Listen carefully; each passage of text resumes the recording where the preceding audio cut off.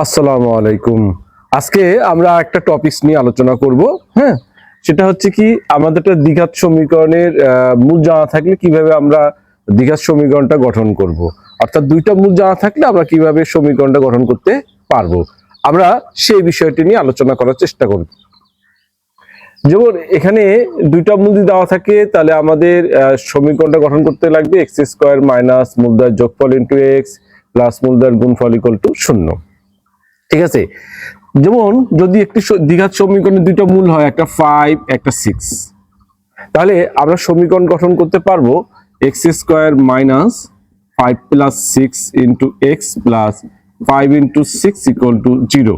তার মানে x square minus 11x plus 30 equal to 0।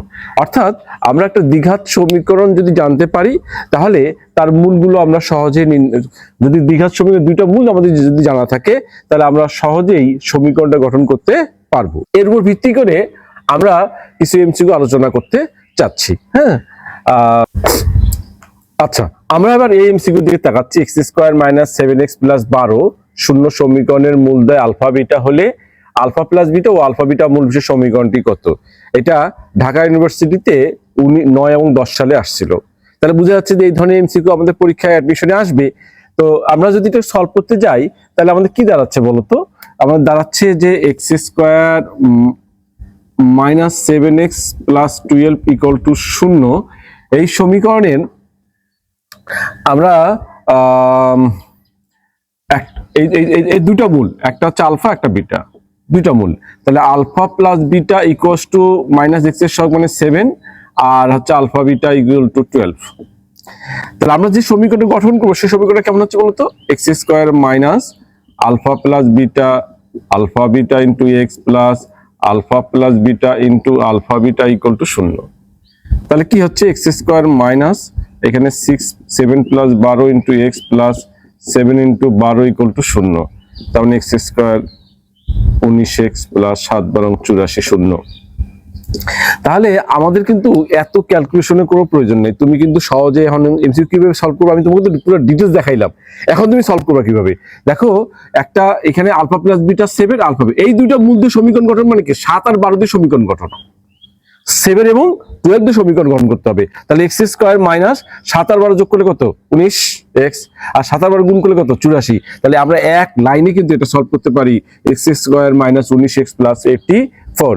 অর্থাৎ আমাদের সেই হিসেবে ক হচ্ছে সঠিক অ্যান্সার। সবাই কি বুঝতে পারছো? আমরা যে দ্বিঘাত সমীকরণ গঠন করি সেখানে কি দাঁড়াচ্ছে বলতো?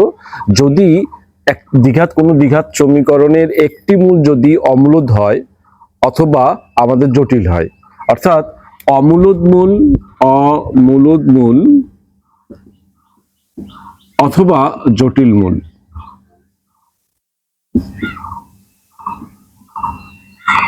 এই অমূলদ মূল এবং জটিল মূল এরা সবসময় অনুবন্ধী আকারে অবস্থান করে। যেমন আমরা যদি বলি একটি মূল অমূলদ যদি বলি 3 মাইনাস রুট 5, তাহলে ওই দ্বিঘাত সমীকরণে আলটিমেটলি আরেকটা মূল দাঁড়া যাচ্ছে, যেটা আমাদের বলতে হবে না কিন্তু আমরা বুঝে যাব আরেকটা মূল হচ্ছে কত? 3 প্লাস রুট 5 হবে।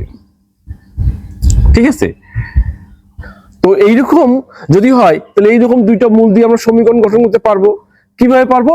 যে x square minus 3 plus root 5 plus 3 minus root 5 into x plus 3 plus root 5 আর 3 minus root 5 equal to 0।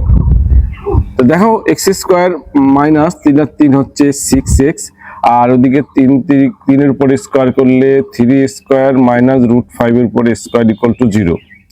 X square minus 6x 9 minus 5 equal to 0। X square minus 6x plus 4 equal to 0। তার মানে একটা দ্বিঘাত সমীকরণের যদি একটা মূল অমূলদ হয় আলটিমেটলি আমরা ওটা বলতে পারি আর একটা মূল কি হবে? অমূলদ হবে। সেটা হবে হচ্ছে 3 মাইনাস 5, যদি এখানে মাইনাস থাকে এখানে প্লাস হবে। তা সেই ক্ষেত্রে আমরা দ্বিঘাত সমীকরণ গঠন করতে পারবো। কথা কি বুঝতে পারছো? আচ্ছা, আমরা যদি এবার জটিল মূল দেখি, যে আমরা জটিল মূল দেখতে যাচ্ছি। জটিল মূলটা কেমন? যদি একটা মূল মনে করো 1 মাইনাস 1 প্লাস আই হয়, তাহলে আলটিমেটলি আমরা একটা বলতে পারি আরেকটা মূল হবে 1 মাইনাস আই হবে। তাহলে এই দুটো মূল যদি আমরা সমীকরণ গঠন করতে চাই, তাহলে x square minus 1 plus i plus 1 minus i into x plus 1 plus i আর 1 মাইনাস আই ইকুয়াল টু 0। তাহলে এক্স স্কোয়ার মাইনাস আই কেটে গেল 2x আর 1 square minus i square equal to 0। I square মানে মাইনাস 1 প্লাস 1 ইকুয়াল, তোমরা তো জানো যে i square equal to minus 1, সেই মাইনাস মাইনাসে কি হয়ে গেল plus x square minus 2x plus 2 equal to 0। তাহলে এইভাবে আমরা কি করতে পারবো, যদি মূল অম্লত থাকে অথবা মূল আমাদের জটিল থাকে, তাহলে আমরা দ্বিঘাত সমীকরণ গঠন করতে পারবো।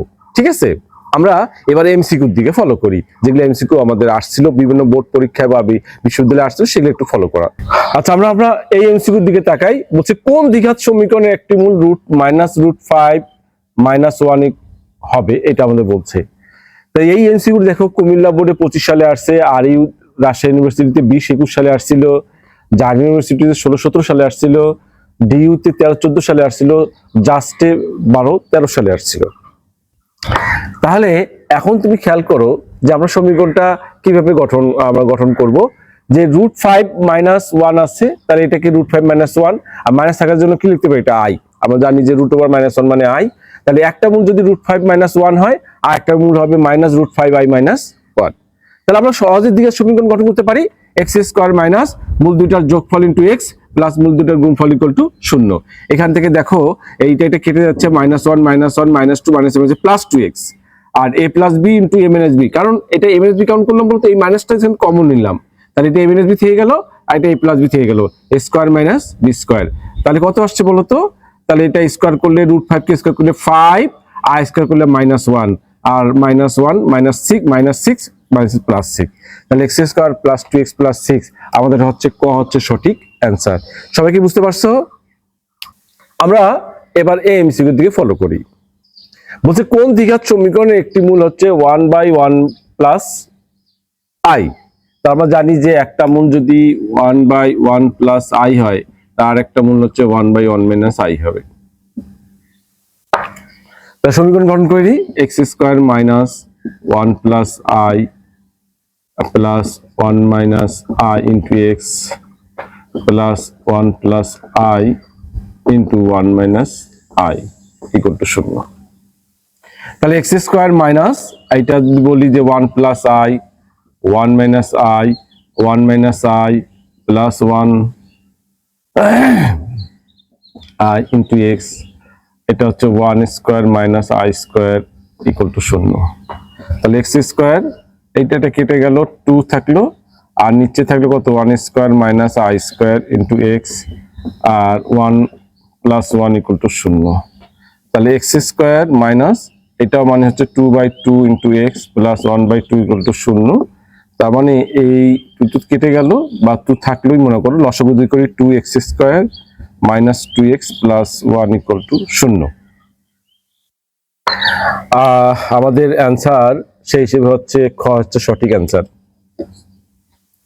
ঠিক আছে, খ হচ্ছে আমাদের সঠিক অ্যান্সার। সবাই কি বুঝতে পারছো? আচ্ছা, তাহলে আমরা এরকম আরেকটা এমসিকিউ দেখি, তাহলে আমাদের জিনিসটা ক্লিয়ার হয়ে যাবে। আমরা এবার এমসিকিউর দিকে ফলো করি। এখানে বলছে কোন দ্বিঘাত সমীকরণের একটি মূল 5 প্লাস 3i হবে।